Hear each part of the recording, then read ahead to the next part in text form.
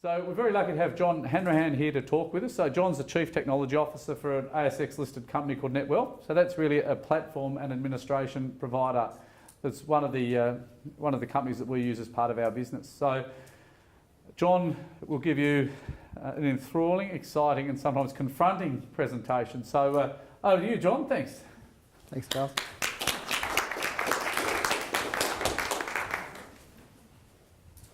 Thank you all for coming. We're here to talk about cybercrime and cybersecurity today, and the fact that you're here is excellent because cybersecurity is really a team game. It's recognised at business and government levels that the only way we really stay on top of cybercrime is by raising awareness across the community and by cooperating as a community to understand the risks and to understand how to combat them. So excellent that you're here, and we're very happy to be presenting. So a little bit about Netwealth and about what we do and my role there. So as Charles mentioned, I'm the Chief Information Officer at Netwealth, so I look after the IT team, which covers everything from software development right through to infrastructure and technology security. We are happily rated #1 platform for service and for functionality and have been for a number of years. That's the happy news in the white. The unhappy news, which I deal with, which is in the blue, is that as a result of the fact that we are a successful and growing financial organisation, we field between 250 and 400 cyber attacks a month, which we get alerted to and deal with. Of those, generally 150 plus have the potential for critical impact. So if they were successful, they would impact on our business. So it's a daily occurrence for us to be dealing with those. So what I'd like to cover today is just an outline of the cybercrime threat landscape to give you an understanding of what's going on, what we're seeing is happening across particularly financial services. I'm going to talk through some of the attack methods, so what these guys are using to instigate these types of attacks, and hopefully then leave you with some strategies and some resources to find more information to make sure that you don't fall victim to these types of attacks. There was a cybersecurity review done last year by the Department of Prime Minister and Cabinet, and they found that cybercrime in Australia was costing the Australian economy in excess of $1 billion Australian annually in direct costs alone. So that didn't count the cost of damage to personal identity, personal reputation, loss of business or employment opportunities, or the impact on emotional and physical well-being. So dollar cost alone, $1 billion. So it's a massive problem.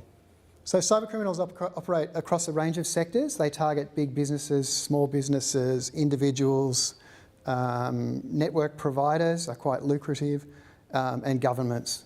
And they use a range of tactics across those organisations, and they're looking for different values of information. So really what the ACSC is trying to do is bring together all of these sectors, so critical infrastructure, government, business and consumers. So one of the issues that consumers face is that whilst the payoff for cybercrime at a consumer level is not as great as it is at a critical infrastructure level, the barriers to entry are quite low. So we're seeing quite sophisticated cybercrime communities springing up around the world.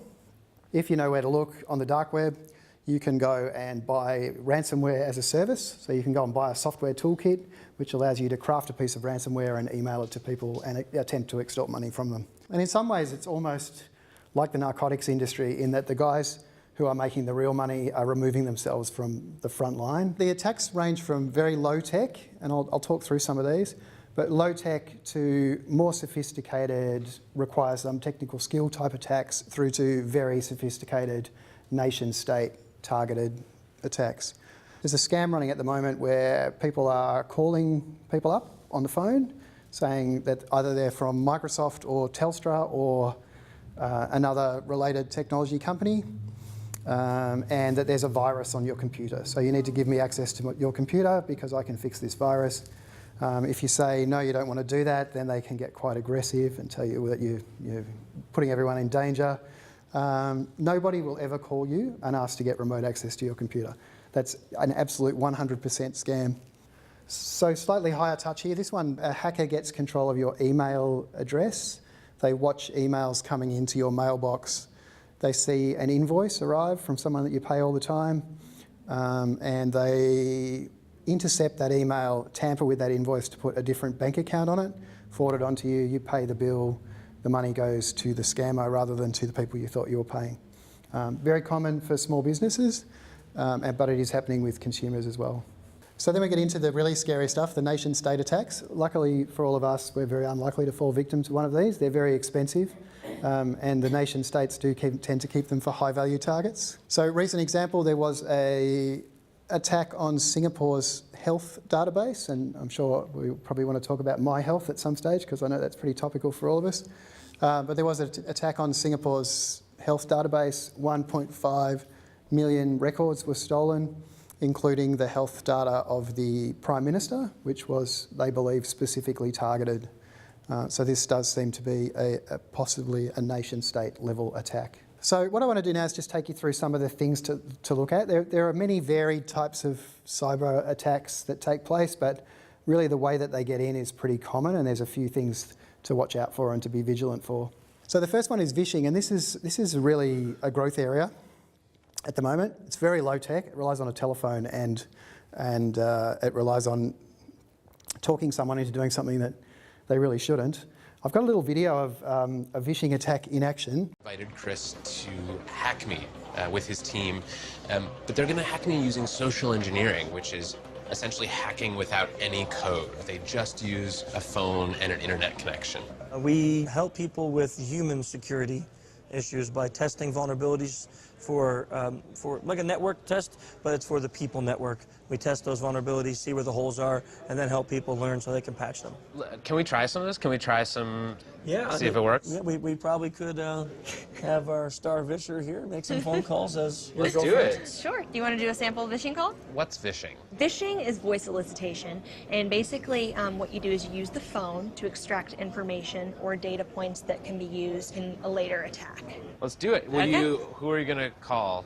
Maybe I'll call your cell phone provider Okay. and see if I can get them to give me your email address. I bet they're good. I bet they have my back. But yeah, go for it. I'm going to spoof from your number, so it's going to look like it's calling from you. Okay. Hi, I'm so sorry. Can you hear me okay? My baby, I'm sorry. My husband's like, we're about to apply for a loan and we just had a baby, and he's like, get this done by today, so I'm so sorry I can't call you back. I'm trying to log into our account for uses information, and I can't remember what email address we used to log the account. The baby's crying, and can you help me? Awesome. In just 30 seconds, gmail.com? Jessica gets my personal email address. Now, if I needed to add our older daughter on our account so she could call in and make changes, how would I need to go about doing that? You would have to send me a secure PIN through a text message? Yeah, well, the thing is, I don't think I'll be able to receive a text message if I'm on the phone. Shh. Oh, I'm not on there either? So I thought when we got married, he added me to the account. Okay, my Jessica name uses my girlfriend's name and a fake social security number is 5127. to set up her own personal access to my account. Wait, I'm sorry, so there's no password on my account right now? Can I set that up? She even gets the support person to change my Thank you password. so much for your help today. So she just basically blocked me out of my own account. I'll get her fed after this. All right, thank you. Holy shit. So they just gave you access to my entire cell phone account. You're gonna have to go on and change your password now because it's Jess, my name. And all it took was a crying baby and a phone call. Yes. I really thought that my cell phone company would protect me. Seems a little too easy, doesn't it? We Netwealth get these types of calls all the time. So we have to be extremely vigilant, and if you have the experience of calling us and calling some other organisations and getting frustrated because you're trying to prove who you are, that's why. It's because this type of thing goes on. So phishing, everybody's heard of phishing, right? This one's been around forever. This one's been around as long as email. Started with good old phishing emails that claimed to come from the tax office but were in sort of some strange variant of pidgin English, and were pretty easy to pick. So everybody, as Charles said at the start, everybody gets these emails every day, right? Phishing emails. So spear phishing is very targeted. Someone will get on your email account, they'll get control of it, they'll sit on it for a period of time and watch what's going on in your life via your email account. And then when they feel the time is right, they'll craft a very specific email designed to get you at the moment when you're the weakest. And these things look really believable. This example up here is actually from a social engineering test that we ran for our staff a year or so ago. If you look very closely, you'll see Netwealth is actually misspelt in the email address. That's the only clue. Other than that, they've essentially scraped all the details of an email that would come from me, and it looks like a pretty believable fake. So a drive-by is where you attempt to download a piece of software or visit a web page and you get something extra for free. So the drive-by can come from a web page. If you visit a dodgy web page, it can come from a USB stick that someone gave you for free. There's probably a reason why it was free. Or it can come from a piece of free software. And there's an interesting example we're seeing at the moment, and which popped up in some of our security logs. We're finding a lot of our clients are infected by a piece of drive-by called MyWay, which is a browser hijack, and you get it inadvertently from downloading other software, and it changes your web browser homepage to this search engine called MyWay. And it's actually, in its own right, not necessarily a harmful thing. It's more of an advertising type platform, but it does open a whole lot of security vulnerabilities in your browser. So the message here is be really careful about any software that's installed on your computer. Make sure it's something you actually want and make sure it's something that's legitimate. So the next thing to watch out for is a farmed website. So a farmed website is a counterfeit copy of a legitimate website. Generally, it will be a banking website, ATO website, something like that. You'll be directed to it probably through an email, a phishing email, and its purpose primarily will be to capture your credentials. So you can imagine if you're redirected to a fake version of your bank's internet banking site, you attempt to log in, the hacker has captured your internet banking credentials, unbeknownst to you, and then they've got control of your bank account. Malware, everyone's heard of malware, right? Malware is the big bad boy. So malware is malicious software. It's a very broad term, covers lots of things. Essentially, successful malware exploits what's called a zero-day vulnerability, and I'm sure some of you have heard that term bandied around in the media. A zero-day vulnerability is a vulnerability in a piece of software that has not yet been patched. So it's been identified, people know about it, but the manufacturer of that software has not had time to remediate it yet. So that period between when it's found and when it's remediated is called zero-day. And the most successful malware exploits a zero-day because it can just basically drive on in. The antivirus software can't find it and the vulnerability is still open. Ransomware, it's a class of malware. What it does is takes control of your computer, it encrypts your files, and it gives you a way to buy them back, usually through a cryptocurrency like Bitcoin. There are many variants of this. Webcam blackmail takes photos of you using your webcam and compromising positions and then tells you it will publish them. Browser history, similarly, it can grab your browser history, do the same thing. File release is where they get a file off your computer which they think you probably wouldn't want other people to have, and they threaten to release it unless you pay some money. And data integrity, which is more a business issue, is where they'll threaten to actually alter records in your systems, which can be devastating, obviously, for a business. So strategies and resources. The first thing is on the internet, no one knows you're a dog, so be very sceptical. Anything that's going on the internet, anything that's being sent to you by email, any web page you're visiting, you're not necessarily where you think you are. So be very sceptical. If something seems like it's not quite right, it's probably not. So verify it by another means.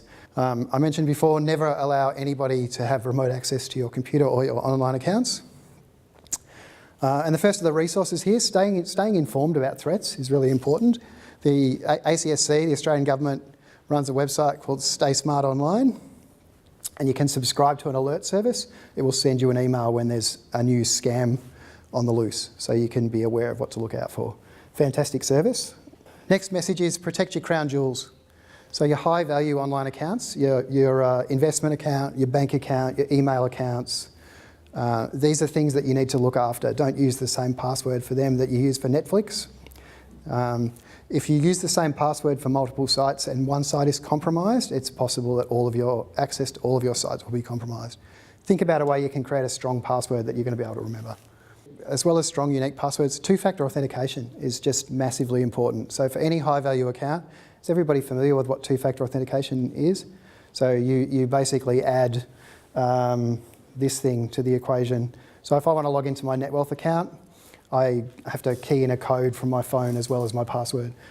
The last point there, understand your privacy settings and take control of them. So this kind of takes me to My Health Record a bit. So the My Health Record, it's not a bad thing in its own right. It's a bad thing that they implemented it with the default being it's wide open to everybody who is a health practitioner in Australia. So you can change that. Get in there, have a look, understand the privacy settings and get them the way you want them. Don't just accept what you've been given. This one, massively important. So this comes back to the 0-day thing I was talking about before. Keeping your systems up to date. So turn on Windows automatic updates. Make sure all of your computers, if you have more than one in your house, make sure they're all getting updated. And all your third-party software as well. So if you're still running Internet Explorer 7, that's a bad thing, don't do it. All your third-party software has to be up to date as well as your operating system. Antivirus, there's heaps of them out there. Windows 10, if you're running that on your computer, it comes with Windows Defender, which is a perfectly fine product on its own. You don't have to go and buy something else. But make sure that it's receiving its signature updates all the time. Once that thing stops updating, it becomes useless in a matter of weeks. This is a bit harsh, but if your computer is no longer capable of receiving updates, don't just go, I'll just leave it there as a spare. Get rid of it. It's a massive security vulnerability. And it's just not worth it. And old smartphones are the same, particularly Android phones. Once they fall out of support, they are a security risk. This cuddly little guy over here is a Cloud Pet. Cloud Pet was a marvellous toy that was released in the US that had the ability to take video of your child and allow two-way voice communication between your child and you anywhere in the house. The only problem was the company that released it had absolutely no idea about security. Their whole database was hacked and released on the web, and this thing was basically wide open as a surveillance tool to anybody who had any know-how about how to use it, and it ruined the company in the end. The car on the left, Nissan Leaf, similar thing, had a remote control capability, very poorly introduced, and that car was wide open to hacking, and you can have a look at that online if you're interested. The message here is more and more things are getting hooked up to the internet every day. You've all heard about the Internet of Things. These things are not necessarily secure, so keep that in mind as you decide to buy them and use them. If you run a business, there's a couple of really important extra things to think about. Have an information security policy. It seems like you shouldn't really need one. There's only a few of you. Everybody knows what they're doing. This is actually a great process to go through. It gets everybody to understand what their roles and responsibilities are, and it really surfaces the kinds of things that you might not have thought of. And there are toolkits that you can buy online to do this stuff quite inexpensively. Use the cloud. These guys, Microsoft, Amazon, these guys spend heaps and heaps of money on security. Take advantage of it. It's better than anything you can do yourself. If you're in business, Office 365, those types of products, Google Cloud, really good. And lastly, the Australian Signals Directorate, now known as the Australian Cyber Security Centre, publish a wealth of resources for individuals and for businesses. You can actually, from the ACSC's website, you can download the Australian Government's Information Security Manual, which has more in it about information security than you ever wanted to know. And the ASD also publish what they call their Essential 8. So there are 8 things that they say, if you as a business or an individual implement these 8 things, 95% of the risk associated with a cyber attack are eliminated. So really good common sense resources. And this is, I'm sure we'll be able to share this later, but this is just a list of places you can go to get more information. There's fabulous resources out there, government resources and industry resources to help you out on your journey. Thank you.